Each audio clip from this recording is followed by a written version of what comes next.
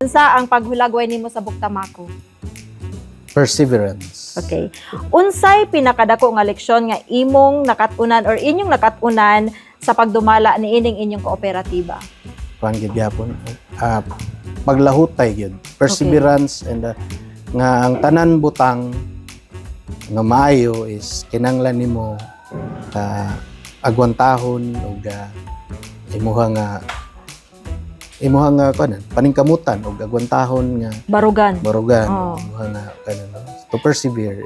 Unsay imong mensahe sa mga kabatan-unang IP nga gustong mosulod sa agrikultura ug kooperatiba? Dako kayong potensyal sa agrikultura and Okay. di lang potensyal ang panginahanglan gyud no. Kay unsaon nato ang mga food security ug di man pwede nga kitang tanan na sa syudad no. Oo.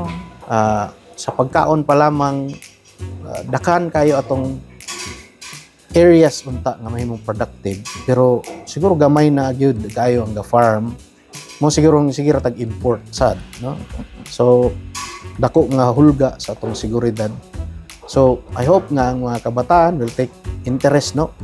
Ako kung mabalik lang ang panahon siguro isa sa ko'y consider was pahipan nag-agriculture siguro ko. Okay na, kadiri na Nabaingon mo bilog. ko diri nga no. And it's At tangi karong Biyernes sa programang KSP Kalyukan sa probinsya. pinaagi ni ining istasyonan sa radyo ug makita usab sa webcast sa LGU Bukidnon Facebook page ug YouTube channel. KSP Kalyukan sa probinsya.